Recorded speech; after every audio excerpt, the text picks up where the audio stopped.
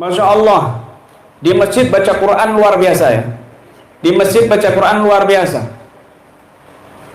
Sholatnya istiqomah luar biasa. Zikirnya luar biasa.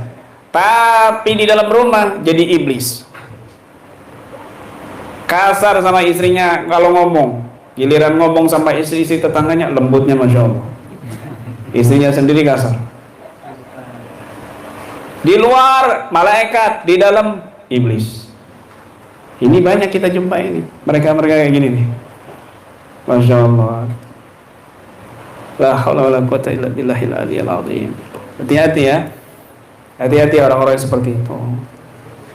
Kalau ada orang baca Quran, orang tahajud, orang zikir, merasa dirinya lebih rendah dari orang lain, merasa dirinya ini masih kurang ibadahnya dan tidak menyalahkan orang lain, ini orang dalam taufik Allah.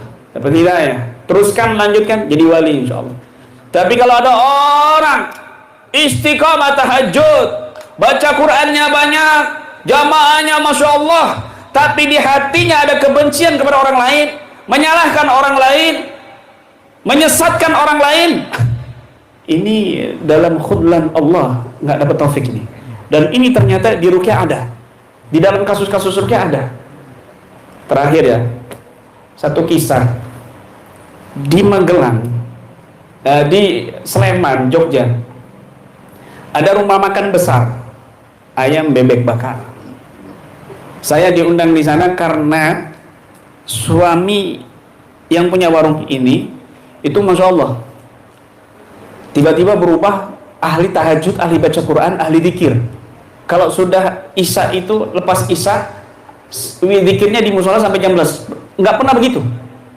Istrinya nggak pakai kerudung, dimarah-marahin sampai istrinya pakai kerudung. Tapi istrinya mencurigai, kok ada yang janggal dari perbuatan suami saya. Nggak begini. Setiap ada orang makan dinasihatin, kamu begini ya, kamu begini ya. Ini ada orang yang mau meninggal sebentar lagi, ternyata nggak ada. Akhirnya diundanglah saya. Saya datang di situ. Saya paham. Wah, ini orangnya belum keluar ini. Tunggu kiai nanti. Ya, saya minta kopi lah.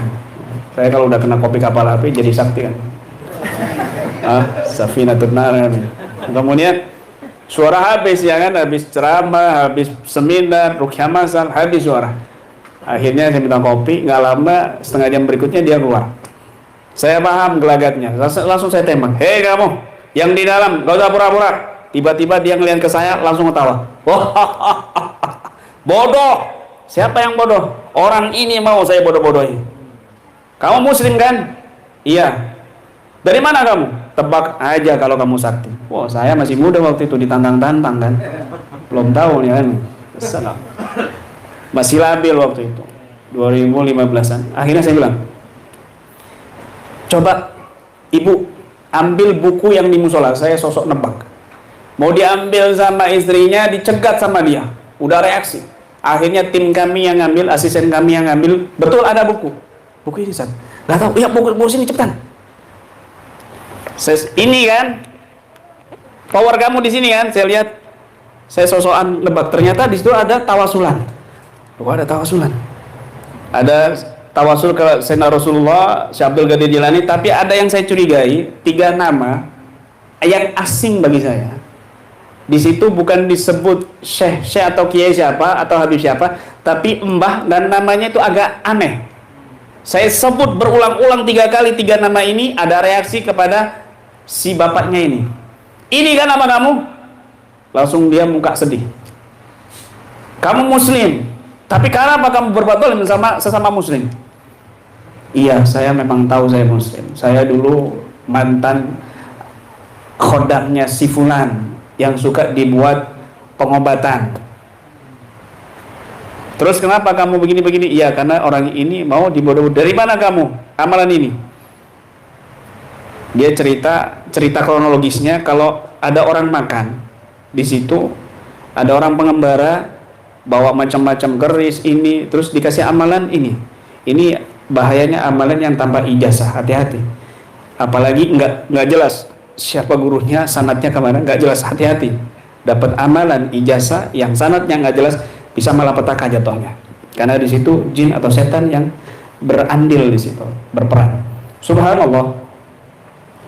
Akhirnya kita berdialog, kita nasihatin dengan ayat Quran tentang orang yang berdolim kepada sesama manusia. Akhirnya dia bertobat, kita olah hati, subhanallah, dia nangis, terus keluar jinnya itu, pingsan si suaminya ini, kemudian sadar. Ketika sadar dia kaget, loh kok ada tamu, dek, kok kamu cantik banget, sejak kapan kamu pakai kerudung, ya Allah. Kamu mas, yang maksa-maksa aku pakai kerudung, kok kamu lupa sih? Masa sih? Loh, kok tamunya dikasih kopi aja? Itu, mana itu? Loh, kok tutup sih warungnya? Bentar ibu, tenang.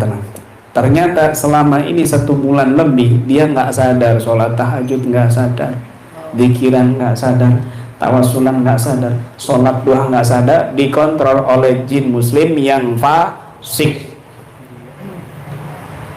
Jadi belum tentu orang yang puber dalam masalah agama, dia luar biasa, ahli ibadah, tapi dia bisa dikontrol jin, setan. Ciri-cirinya, 1, dia merasa lebih baik dari orang yang nggak ahli ibadah, dari orang sekitarnya yang nggak berjamaah.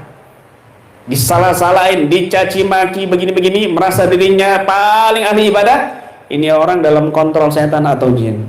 Tapi kalau dia merasa dirinya kurang, merasa dirinya tidak lebih mulia dari orang sekitarnya, malah semakin rendah hati, malah semakin tawadhu, ini orang dalam taufiknya Allah Subhanahu wa taala. Biarkan dia ahli ibadah, bentar lagi jadi wali dia.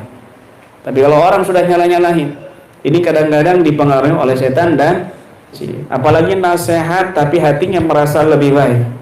Nggak apa-apa nasihat, tapi jangan merasa diri lebih baik dari orang yang dinasihati. Begitu. Sudah cukup mungkin? Nggak ada lagi? Baik.